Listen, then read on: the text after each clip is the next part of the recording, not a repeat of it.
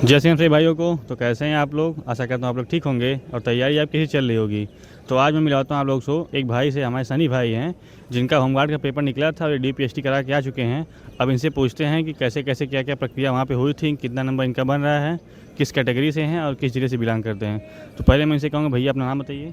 जी, मेरा नाम सनी सिंह है। तो आपका पेपर किस दिन था होमगार्ड का? मेरा 25 की सेकंड शिफ्ट, तो और कितना नंबर बन रहा है आपका? 65 नंबर बन रहा है मेरा राय स्कोर। कौन सी कैटेगरी आपकी भैया? EWS है। अच्छा, ये बताइए कि आपके यहाँ कितना कट ऑफ गया DWS का? 61.5। तो इनके यहाँ देखिए DWS कट ऑफ 61.5 नंबर गया है, इनका नंबर 65 नंबर है, मतलब कट ऑफ से अभी भी 3-4 नंबर ज़्यादा है। तो भाई के पूरे चांसेस है होने के। अब चलिए पूछते हैं इनसे DV में कहाँ इनका सेंटर गया DV के लिए और कैसे कैसे कराया गया था, पूरी चीज़ें भाई बताएंगे अपना। बताइए भैया। मेरा सेंटर अयोध्या गया था, और मेरा सेंटर अयोध्या गया था और ये लगभग मतलब 22 तारीख को गया था। तो सुबह हम लोग वहाँ 9 बजे पहुँच गए। सबसे पहले उन्होंने अंदर बिठाया, उसके बाद सारे डॉक्यूमेंट को पोस्ट प्रेसिडेंट बता दिया किस हिसाब से कौन सा डॉक्यूमेंट रखना है। फिर हम लोग अंदर गए, आई स्कैनर हुआ, उसके बाद वहाँ सारे डॉक्यूमेंट चेक हुए। फिर उसके बाद हाइट चेक हुई, हाइट चेक होने के बाद फिर चेस्ट चेक हुआ, फिर उसका एक्सपेंशन हुआ, फिर वो डॉक्यूमेंट कंप्यूटर में सारे फीड कराए गए। उसके बाद हम लोगों ने अपना थंब लगाया, उसके बाद हम लोग बाहर आ गए। बस इसके बाद सारी प्रक्रिया फिट हो गई। उसके बाद एक लिस्ट लग जाती है, सब पर उसका नाम लग जाता है। उसके बाद हम लोग को बाहर भेज देते हैं, जो अनफिट रहता है उसको बाहर कर देते हैं। अच्छा, ये बताइए हाइट वो जो चेक कर रहे थे, जैसे मान किसी का आधा सेंटीमीटर कम हो गया रहता है या फिर 1 सेंटीमीटर कम रहता है, तो क्या उनको दिक्कत वहाँ पे आ रही है या काफ़ी मतलब टाइट चेक कर रहे हैं या फिर छूट थोड़ा मिल जाता है वहाँ पे? नहीं, सुनिए, ऐसी है कि उसमें वो चेस्ट में छूट दे रहे हैं। आधे सेंटीमीटर का चेस्ट में कम फुला हुआ है, आधा सेंटीमीटर का चेस्ट कम है दे रहे हैं, लेकिन हाइट में कोई वरीयतियाँ नहीं दे रहे हैं। वो आधी सेंटीमीटर हाइट मेरी खुद कम नापे, क्योंकि मेरी 1,78 से ज़्यादा, तो उन्होंने मेरी 1,78 नापी है सबकी। वो और वो जो उसके बराबर है हाइट में 1,69, 1,68 है भी, उसका भी कम नाप दे रहे हैं।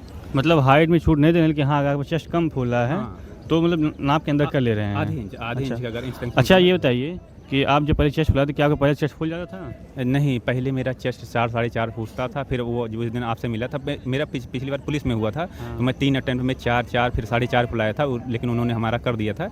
इस बार भी मेरा 4 फुल रहा था, लेकिन उस दिन मैं आपसे मिला, फिर वो आपने जो तरीका बताया फुलाने का कि वो हाथ को बगल रखना है, पीछे नहीं करना है, तो अब मेरा एक्सपेंशन 7-8 बड़े आराम से हो जाता है। तो जैसा आपने सुन सकते हैं, मैंने भाई की तरीका बताया था। कई लोग क्या होता है जब चेस्ट फुलाते हैं, भैया बताइए के बात करके, कई चेस्ट का तो ऐसे खींचते हैं, ऐसे खींचने पे हमारा फुलाव थोड़ा कम होता है। मैंने भैया को बताया कि इस तरीके को अपनाइए, आपके फुलाव में 1-2 सेंटीमीटर का बढ़ावा आ जाएगा। भैया क्या बताइए बार आपने चेस्ट? जी, अब हम ऐसे करके इस तरफ जब आप ऐसे फुलाते चेस्ट को अपना, तो आपकी साइड में जो है यहाँ पे रिपेस के पास इधर से साइड फुलाव आता है, इससे आपका चेस्ट होता है 1 से 2 सेंटीमीटर फूलना ज़्यादा हो जाता है। इससे आप अगर आप 4 नहीं फुला पा रहे हैं, तो अगर ऐसे करेंगे आप तो आराम से 5 से 6 फुला लेंगे। तो हाँ, लेकिन भैया ये बता रहे थे कि चेस्ट में अगर आपका 1-2 सेंटीमीटर कम फूला है तो वहाँ पे ले लेंगे, लेकिन अगर हाइट की बात करेंगे तो हाइट में ज़्यादा छूट नहीं दी जाएगी।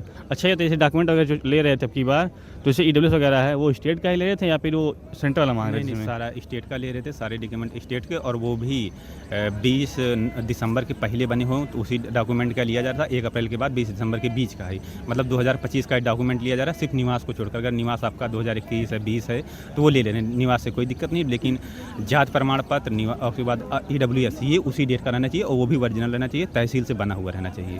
अच्छा, मतलब पुराना लग ही रहा है, क्या नया वाला लग रहा है EWS उसमें? नहीं, सारे वही 2025 के लग रहे हैं EWS। और वो, और अगर मान लीजिए किसी का कोई दिक्कत है तो वो आप जाइए तहसील से अपना एफिडेविट बनवाइए, तब लेकर आइए, वहाँ पर आप जमा करिए।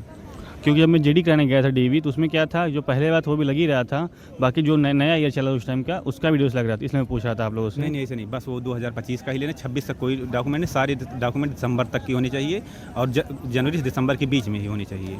और जो मूल निवास है वो पुराना आप रख सकते हैं। तो ये होते भैया आप कब से रनिंग कर रहे हैं यहाँ ग्राउंड पे आप? अब इस समय मेरा 10 दिन हुआ होगा बस। तो रनिंग के टाइमिंग अभी कितना आ रहा है आपका? 28 मिनट आ जा रहा है। तो भैया की देखिए रनिंग के 28 मिनट टाइमिंग आ जा रही है, DVPST इनका हो गया है, तो मैं यही उम्मीद करता हूँ कि भाई रनिंग निकाल के आराम से इनका होमगार्ड में हो जाएगा। और भैया आपका UP पुलिस का पेपर निकला कि नहीं निकला अभी? तो मतलब कितना नंबर बन रहा है आपको पुलिस में? जी, मेरा 130 प्लस बन रहा है अभी। तो भैया देखिए पुलिस में भी 31 क्वेश्चन प्लस बन रहा है। जिनका अगर मान लीजिए 31 प्लस है, तो जहाँ तक मुझे लगता है ये जनरल भी क्वालिफाई कर सकते हैं। इसीलिए मैं भैया आपसे एक ही चीज़ कहूँगा, अगर आपका पुलिस निकल जाएगा तो आप DVPST करा ही चुके हैं, लेकिन रनिंग वगैरह जो है होमगार्ड की उसको स्किप कर दीजिएगा। आपकी क्या राय है इस पे? नहीं, मैं कर दूंगा, लेकिन मैं अगर ये पुलिस का रिजल्ट पहले दिए होते तो मैं पहले इसको स्किप कर देता, मैं यहाँ जाता ही नहीं। लेकिन अब वो क्या बताऊँ, जब मैं फंसा हूँ दुविधा में, तो मैं इसलिए चला गया था। क्योंकि कई भाई क्या होते हैं, मतलब एक पर निकलता है, दूसरा जब पेपर निकल जाता है तो उनको एक आध ठो स्किप कर देना चाहिए। लेकिन कई भाई क्या होते हैं, मतलब दिखाने के चक्कर में कई पेपर में जाते हैं, DVPST करा देते हैं, लेकिन ज्वाइनिंग नहीं करते हैं। इससे क्या होता है, सीटें खराब हो जाती हैं। तो मेरा सही भाई से निवेदन है, अगर आपका होमगार्ड में अगर करना चाहते हैं आप, आपका पुलिस निकला हुआ है तो आप इसकी DPST स्किप करा दीजिए। और कई भाई ऐसे भी होंगे जिनका SI निकल गया है, वही पुलिस के पेपर दिए होंगे, तो मेरा उनसे ये भी अनुरोध है कि भैया आप जिनका SI में हो गया वो लोग इसकी DPST स्किप कर दीजिएगा। अब बाकी जिन जिन भाइयों का पेपर 120 नंबर प्लस बन रहा है, मैं तो तभी कह रहा था, अभी कह रहा हूँ, आप लोग ग्राउंड पे आइए। बाकी यहाँ भीड़ दे सकते हैं आप बच्चों की, यहाँ पे जितने बच्चे हैं कोई 115 120 मतलब मिल रहे हैं, लेकिन ज़्यादा बच्चे नहीं मिले हैं। जो ज़्यादा भीड़ है 115 से 120 वालों की भीड़ है।